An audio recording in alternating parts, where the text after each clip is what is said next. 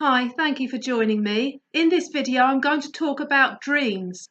There are two types of dreams, the ones you have when you're asleep and the ones you have when you're awake. The ones you have when you're asleep, they're just lots of random images and thoughts from your subconscious mind. They don't really mean a lot. It's the ones you have when you're awake that you need to pay attention to. Dreaming is often discouraged. But actually, dreaming is good. Got to have a dream to make a dream come true. Life without dreaming can become depressing. I have always been something of a dreamer. As a child, dreaming was a way to escape. I think it was a response to suffering from depression and anxiety. It was a way of making things more tolerable. Back then, my dream was to be a flower fairy living in the woods. I used to dress up and act out this fantasy. It seemed like ultimate freedom, being able to fly, having magic powers, and being able to run free among the long grass and the pretty flowers. Imagining just became a part of my being, but it kind of served me as well. A lot of the time I didn't really like the reality of where I was. I didn't enjoy school very much. I wanted to be somewhere else. So I sort of created an alternate imaginary world, and I dreamed of where I wanted to be in the future. Over time, those dreams continued to change and evolve. I'm still kind of a fantasist, but I do work with reality as well.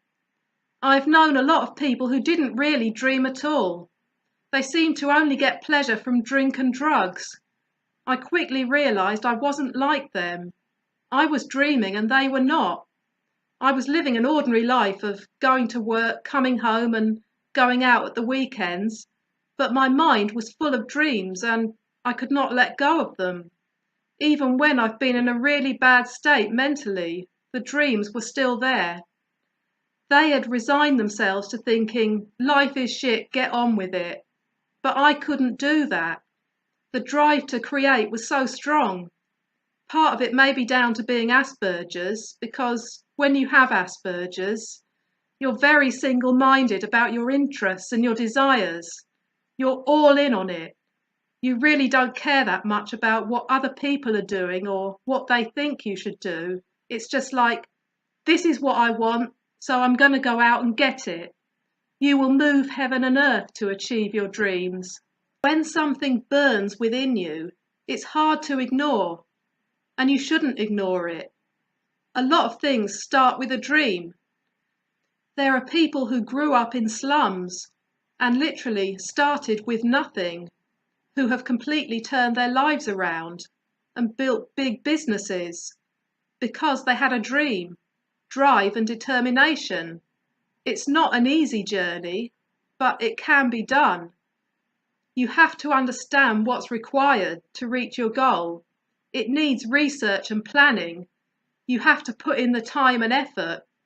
Invariably, it will take time and there will be challenges.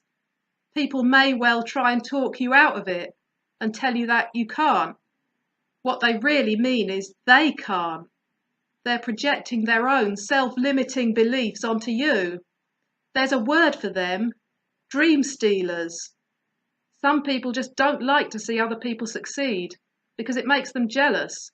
That's something to remember. Not everyone will have your back. You have to really want it. You have to be determined, and you have to be realistic. Going to the moon might be a bit ambitious. You will never be able to walk on water, but if you can strike the right balance of realism and dreaming, you could be well on the way. Once you have the dream, you just need to find out what you have to do to get from here to there. If you're just in pursuit of the end result, it's likely to be very difficult. You have to be able to enjoy the journey. You have to love what you're doing. You have to be resilient. You have to be able to fall down and get back up again. There is a lot of learning involved, and you have to believe in yourself. If I had not been able to dream, I don't know where I would have ended up. I think the fact that I had dreams was the thing that kept me going. when I was in difficult times. This became a new dream. I never really had much hesitation about it. I was just like, I'm doing it. I was highly driven to do it. The hardest part for a lot of people is getting out of the comfort zone, taking that leap of faith and going for it, because it can feel very scary. You should talk to other people who have done the same thing or something like it, and spend time with people who will give you the help and encouragement you need. There are a lot of resources available online now that can help to give you the tools that you need. If you can take that first step, then the next, it could be the best thing you ever did. As I've said before, fortune favours the bold. I hope this has been helpful. Thank you for watching. See you next time.